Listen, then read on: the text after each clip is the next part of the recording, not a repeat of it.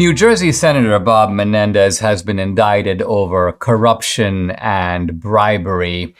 And it seems, at least from the indictment, one should always be a little bit cautious, and especially cautious these days because we really don't trust these authorities, and we don't trust them in whatever they do. It's not that, okay, they're going after a Democrat, so we should trust them, because you have to ask, well, why are they going after this Democrat? Is Bob Menendez more corrupt than other senators? Probably the answer to that is yes, but I say probably. Now, I saw a press conference with Menendez, and he was explaining, well, yeah, I did get all these gifts, but this Egyptian guy's a really good friend of mine, and we both give each other a lot of gifts. I'm actually waiting to see the list of gifts that Bob Menendez gave the other guy in the sort of reciprocity of gift exchange that he's describing.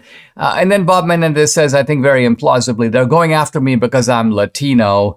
I think that is actually unlikely and, in fact, absurd.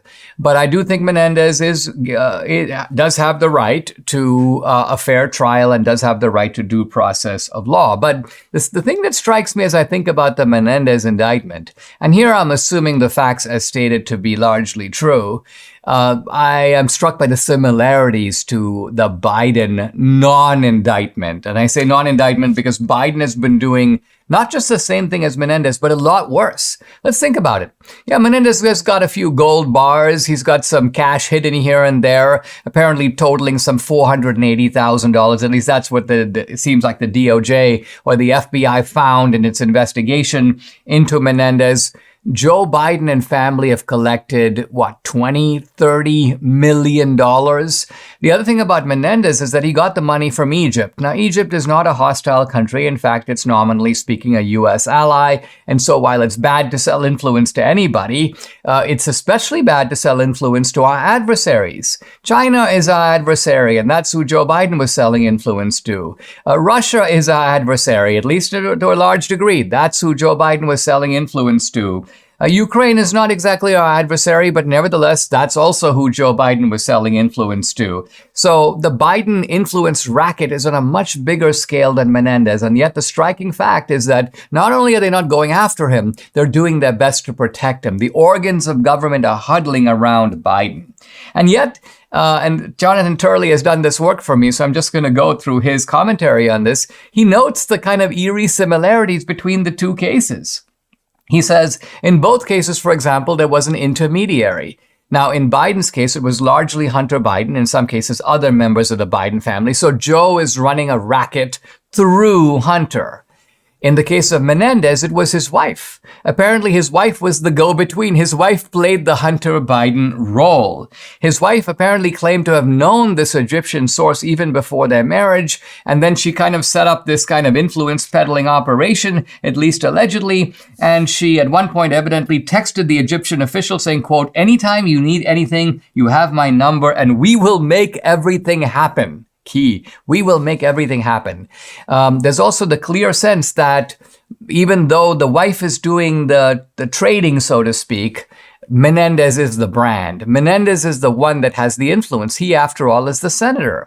And that's exactly what not just Tony Bobulinski, but Devin Archer said. This is Hunter Biden's friend and business partner, said about Joe Biden. Joe Biden is the brand. It's not Hunter Biden's brand. Hunter Biden has nothing to sell. Neither does Frank or James Biden. They're all selling Joe Biden. And the same is true in the case of Menendez. Menendez got a bunch of gold bars, evidently worth up to $120,000. Remember that Hunter Biden got a diamond allegedly worth $80,000. I believe this was a Chinese guy. Here's a gift. It's an $80,000 diamond. Now think, people who do that aren't just being nice. This is disguised bribery. I'm going to give you a gift. It's going to open up a relationship. Then I'm going to have money flowing to you, and I expect something in return. And let's remember, Joe Biden delivered the same way that Menendez delivered. Just as Menendez made things easy for his Egyptian contacts, Joe Biden got the prosecutor who was looking into corruption at Burisma. It was a supreme priority of Burisma to get rid of that guy. Joe Biden got rid of that guy. So, in other words, not just payment made, but services delivered. So this is the quid pro quo. This is the bribery case, in a sense, open and shut. And now, Interestingly, in both cases, an expensive automobile was involved. Menendez and his wife got a very nice car. In fact, let me see. I have it here. An expensive car, a luxury car, if you will, a Mercedes-Benz worth $60,000, according to the DOJ. Hunter Biden got a Fisker sports car worth $142,000. He got a better car worth, a lot more money. And so in both cases, this is how Democrats are. They pretend like they're all about social justice. Oh, I'm running for I'm a public servant. Well, if you're a public servant, you got to explain how you guys start off with government salaries and you all become multimillionaires. In the case of Joe Biden, and remember, this was also true of the Clintons, they become centimillionaires. They have tens, if not hundreds of millions of dollars, multiple homes, and so on. And they're doing this on a government salary. Right there, I think, is prima facie proof of corruption. During times of economic uncertainty and political upheaval, it's crucial to have a reliable source of financial guidance and insight. That's where Dr. Kirk Elliott, PhD, and his esteemed wealth management advisory firm come into play.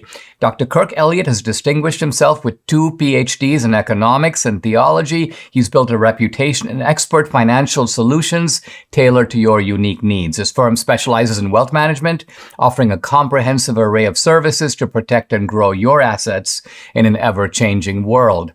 In an environment filled with economic volatility, shifting political landscapes, finding a trusted partner during these challenges is essential. Dr. Elliott's firm employs cutting-edge strategies and an understanding of markets to guide you toward financial success. Go to KirkElliottPhD.com. That's Elliott with 2 L's and 2 T's.